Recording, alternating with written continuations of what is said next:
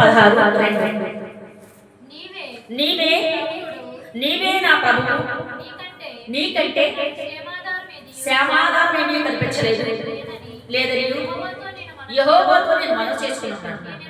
నేను ఇలాగందును, భూమి మీద ఉన్న భక్తుల వారే శ్రేష్ఠులు, నాకు కేవలంగా ఇష్టలు. యెహోవాను విడిచి వేరొకరు అనుసరించేవారు శ్రమలు ఇచ్చబట్టి విస్తరించబడును. వారు అర్పించే రక్తపానములు అర్పణలు నేను అర్పింపను. వారి పేరు నా పెదవులతో కూడా ఎత్తను. దేవుని స్తోత్రం. హల్లెలూయా. ఆలకిస్తున్నారా? నా నోటితో కూడా నా పెదవులతో కూడా వారి గురించి ఎత్తను. వారు అర్పించి రక్తముతో బలి సమర్పణలు ఇచ్చేవారు వారు అసలు పేరు ఎత్తనంటాడు. యెహోవా ఇష్టలైన వారు ఆరాధించేవారిని ఏమన్నాడైనా నేను వారిని నా సొత్తుగా జ్ఞాపకం చేసుకుంటాడు. ఆయన బిడ్డలుగా మన గుర్తు చేసుకుంటాడు. శ్రమలేమి రాకుండా ఆదరించగలిగే ఆధారకర్తను ఎవరంటే యేసుక్రీస్తు మాత్రమే. దేవుని స్తోత్రం. హల్లెలూయా. హల్లెలూయా. ఆ సన్నిధిలో ఆరాధించేవారు అయోగ్యులైన వారు మనమే. ప్రతి విషయంలో కూడా మనం ఏమై ఉండాలంట? పవిత్రత కలిగి ఉండాలంట. మొదట్లో ఏమన్నాడు? 16:2 నుంచి మీరు చదివారు కదా. ఇప్పుడు మొదట మళ్ళీ పట్టుకోండి ఒకసారి.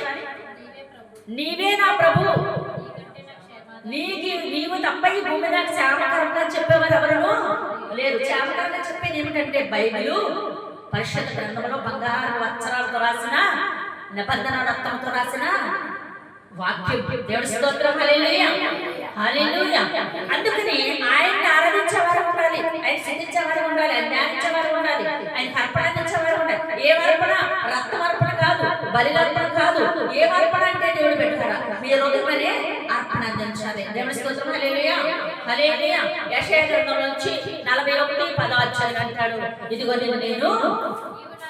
నీవు నా దాసుడు, నేను నిన్ను ఉపేక్షించక నేను నీతో చెప్పి ఉన్నాను, నీకు నేను తోడై ఉన్నాను, భయపడకము, నేను నీకు దేవుడై ఉన్నాను. చాలు. దేవుడి స్తోత్రం. హల్లెలూయా. చూడండి ఎంతగా చెప్తున్నారు. చూసారా? ఇక్కడ ఇద్దరు ఏర్పరిచారు. శుక్రవారం అంజరపు పండుగ చెడ్డవి మంచివి చూసారు కదా. అలాగే ఇక్కడ ఇద్దరు ఏర్పరిచారు. ఎవరిని? ఇష్టలైన వారిని ఏం చేస్తారంటే ఆయన ఆరాధిస్తారంటే పేరు పెట్టి పిలిచి నన్ను నా సత్తు అని పిలుస్తాడు.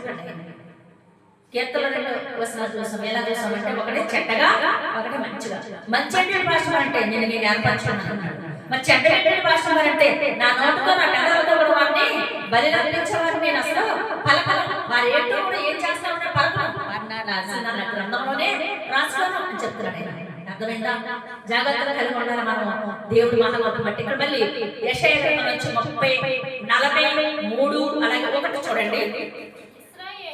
ఇశ్రాయేలు నిర్మించినవాడు ఇలాగ చదివించుచున్నాడు, నేను నిన్ను విమోచించుచున్నాను, భయపడకండి. ఇక్కడ ఆకర్షిస్తున్నారా? ఇశ్రాయేలు జనులను మళ్ళీ నిన్ను పేరు పెట్టి పిలిచి నీవు నా సత్తు అంటాడు. ఆకర్షిస్తున్నారా? మరి ఎలా పిలిచేవాడు? ఈ లోపల మనుషులు ఉన్నారనుకోండి, ధనం ఉన్నదనుకోండి, ఈవిడ ఎవరో నా ఫ్రెండ్ లేదా నా తాత నుంచి నా చుట్టం అని చెప్తారు. ఎందుకని? నీ దగ్గర ఉన్న ధనాన్ని బట్టి, నీ దగ్గర ఉన్న డబ్బును బట్టి, నీ దగ్గర ఉన్న అష్టాచార్యాలను బట్టి నీవే కుండిపోయి, నీవే బాధపడి, నీవే ఇబ్బందులు కలువైపోతే ఆమె ఎవరో నాకు తెలియదు. ఎవరంటారు? ఇది భూమి ఉన్న మనుషులు అంటారు. కానీ దేవుడు భక్త పిల్లలు ఏమంటాడు? దేవుడు నీవు నా బిడ్డవు, కుళ్ళిపోయినా బాగు చేయవాడు నేను, అగాధ జలంలో పడిపోతే లేవనెత్తవాడు నేను, అప్పుల గురిలో పడిపోతే లేవనెత్తవాడు నేను, కుటుంబ సమస్యలతో పడిపోతే లేవనెత్తవాడు నేను, పేరు పెట్టి పిలుస్తున్నవాడు నేను. ఈ పిలుపు ఈ లోకంలో ఉన్న గ్రంథాల మీద కార్యం రాసేది పరిశుద్ధ గ్రంథంలో రాయబడి దేవుడి స్తోత్రం. హల్లెలూయా.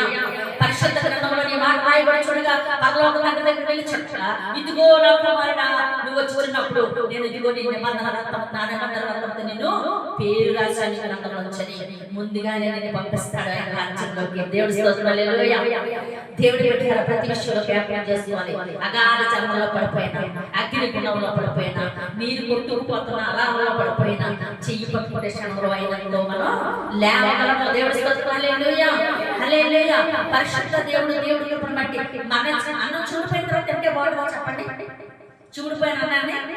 ఎన్ని రకాల కూరలు, ఎన్ని రకాల ఫ్రైలు, ఎన్ని రకాల సాంబార్ వేసినా కదా టేస్ట్ ఉండదు.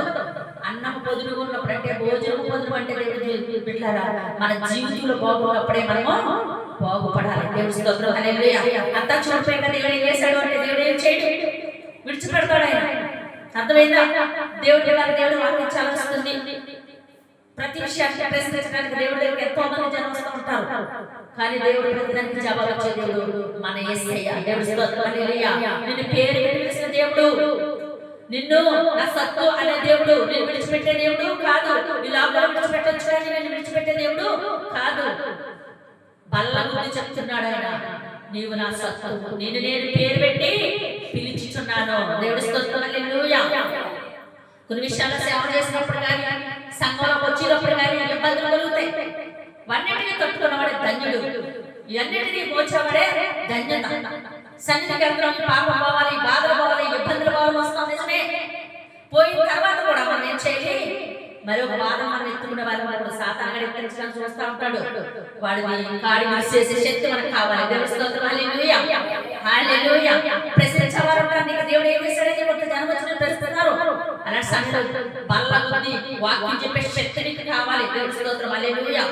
మన గ్రామంలోనే, ఉప్పపాడు గ్రామంలోనే కొంతమంది నన్ను ప్రశ్నించేవారు ఉన్నారు, కానీ వారందరూ ఈ రోజు నాకు మిత్రులు అయ్యారు. శత్రులుగా లేకుండా మిత్రులుగా ఉన్నారు. ఎందుకని? ఎవరు మాటిది? యేసయ్య మాట. యుద్ధము యెహోవాదే, అంతా ఆయనే చూసుకుంటున్నాం. ఆయన చూసుకుంటానే సమస్తాన్ని మనం ఏం చేస్తాను? ఆయనకు అప్పచెప్పేవారు కూడా నీ బాధ్యతల్ని మోసేవాడు ఆయన. ఏమీ మొయ్యలేవు. దేవుడి స్తోత్రం. హల్లెలూయా. హల్లెలూయా. నీ గ్రామంలోనే మరి మన గ్రామంలో బ్రహ్మబాబు అని ఉంటాడు. బ్రహ్మబాబు చాలా మంది ఉంటారు కదంటే ఎవరైనా చెప్పవచ్చు. యశ్షేపేటలో ఉంటాడు బ్రహ్మబాబు. ఎవరికి తెలుసు, చిన్న చిన్న తీర్పులో పడి వెళ్తూ ఉంటాడు.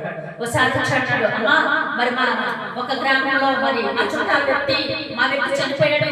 ఆ చనిపోయిన వ్యక్తి కోసం దానపరచడానికి వెళ్ళినప్పుడు మరొక వ్యక్తి కనిపించడం నిశ్చిత అయ్యాడు. మంది వెళ్ళిపోయి చెప్పి నా దగ్గరికి వచ్చే ముందు నా తండ్రి అంటారు, నీ దగ్గరికి ఒక కుమారుడు వస్తున్నాడు, ఆ కుమారుడికి సమాధానం చెప్పని నేను ఎదురుగా వెంటనే దర్శనం వచ్చిన మళ్ళీ ఎంతో 10 మంది వచ్చారు. వచ్చి మన గ్రామంలో తెలుసుకొచ్చుకోవాలి. అయితే ఎందుకు ఎవరు చెప్తున్నారంటే రామబాబు వాళ్ళు చాలా మంది ఉంటారు కదా, అందుకని మీకు తెలుసు తీర్పు చెప్తాడు అనమాట. చిన్న చిన్న విషయాల్లో చిన్న చిన్న తగులు వెళ్తాడు చెప్తున్నాను, అడగొచ్చుకోవట్లేదు. అయితే మర్చిపోతే కొత్త వారు ఎవరైనా చంద్రం వస్తే మాట్లాడతాను, ముందు ఉన్నారు తెలుసు. కానీ దేవుడు చెప్తున్నాడు, నా కుమారుడా నువ్వు ఏ వ్యక్తి కోసం తిరుగుతున్నావో ఆ వ్యక్తి కాలంలో కొట్టుకుపోతున్నాడు, చనిపోయాడు. ఆ బిడ్డ మరణస్థితిలో నన్ను పిలవలేదు, కానీ పిలిచే సమయంలో ఆ బిడ్డ మీదకి 20-25 కేజీలు బొచ్చు మీద పడిపోయి శత్రువు ఇద్దరిని చంపేస్తుందని చెప్పాడు. హల్లెలూయా. హల్లెలూయా. వెంటనే నిజంగా పాస్టర్ చెప్పారని విశ్వాసంతో వెళితే ఎక్కడ గోనాడండి, ఎక్కడ ఏంటది ఏదో గ్రామం చెప్పారు. ఆ గ్రామంలో 25 కేజీలు బొచ్చు, 23 ఇంకా ఎక్కువ అన్నాడు బొచ్చు. అలాగే వ్యక్తి చనిపోయి ఉన్నారు. అప్పుడు ఉప్పలపాడు గ్రామంలో ఎవరున్నారని చెప్పుకున్నారు? నేనా? రోషగల దేవుడు, జీవాధిపతి, న్యాయాధిపతి, పేరు పెట్టి పిలుచుకున్న ఒక కుమార్తె ఉంది. ఆ కుమార్తె వల్ల దేవుడు బయలుపరిచారని అనేక జనులు చెప్పుకున్నారు. దేవుడికి మైకులంగా నమ్మితే చప్పట్లు కొట్టండి. హల్లెలూయా. ఎందుకు మాట చెప్తున్నాను? దేవుడు పెట్టారు 1, 2 కానీ ఈ దాసవాద కార్యము నేనైతే ఏమీ చేయలేను. భర్త లేనిగానే అయిపోయి మొండిగా కుసించిపోయి మనిషి చేసే నిందలతో పాపంతో నింపుకుపోతే దేవుడు చేసే కార్యాలు చూపించాలండి. దైవదాసులు చూపించాలి, దైవదాసురాలు చూపించాలి, సంఘ బిడ్డలు చూపించాలి. దేవుడు నీతో నాతో మాట్లాడుతున్న మాట ఏంటో తెలుసా? నీ ఒక కుటుంబాన్ని సాక్షిగా వాడుకోబోతున్నాడు. దేవుడి స్తోత్రం. హల్లెలూయా. నీ ఒక కుటుంబాన్ని అభివృద్ధి కార్యాలను నడపాలనుకుంటున్నాడు. దేవుడి స్తోత్రం. హల్లెలూయా. తలనొచ్చినట్లయితే ప్రార్థన చేస్తున్నాం. పరిస్థితులు ప్రేమ గల మధ్య ఇన్‌స్టాగ్రామ్ లో యూట్యూబ్ లో చూసిన బిడ్డలకి బలపరచండి, స్థిరపరచండి. వారి నోటితో వారి కంటితో ఊహతో ప్రభునందండి. అయ్యా అతని పరిశుద్ధాత్మతో నింపబడి అయ్యా జరగని వర్తమానంతో అయ్యా తండ్రి అయినా నా బిడ్డలు నడిపించుకుంటారని వాగ్దానం ఇచ్చినవాడా. అయ్యా నా తల్లి బుద్ధిగా బిడ్డలుగా అయ్యా దేవుని బట్టి ఎదురొచ్చిన బిడ్డలుగా మీరే ఏర్పరచండి. ఈ ఆదివారం ప్రార్థన మీరు మాట్లాడి ఉన్నారు. పేరు పెట్టి పిలుస్తున్న నా సత్వం అన్నావు ప్రభా. ఇదిగో తండ్రి అయినా ఎవరైతే ప్రార్థిస్తారో ఆరాధిస్తారో వారి కుటుంబాన్ని నేను ఏర్పరచుకుంటున్నామని దీవించుకుంటాను. రక్తముతో బలితో సమర్పించిన వారు నా నోటితో పెదాలతో మాట్లాడమన్నావు తండ్రి నాయన. మరి ఏ జీవకంగా ఉండదన్నావు ప్రభా. అవును ప్రభు, ఏ గంధాలు లేవు, నీ గంధమే జీవకంగా ప్రభు నా తండ్రి నాయన. పవిత్ర బలపరిచిన గ్రంథాన్ని బట్టి మా కోసం వచ్చినవాడా, మా కోసం అయినా తండ్రి దాని సనత్వం ఇచ్చి మమ్మల్ని పోషించువాడా, మీ గ్రంథంలో తండ్రి నివాసించువాడా, మీ పవిత్రమైన స్థలానికి తీసుకెళ్చినవాడా, నీకు వందనాలు చెల్లిస్తూ ఈ ప్రార్థన యేసుక్రీస్తు నామములో పరిశుద్ధ నామములో తండ్రి పాద సన్నిధిని చేర్చుకుని పరిశుద్ధ నామములో ఇచ్చిన మా ప్రభు తండ్రి. ఆమేన్. Praise the lord.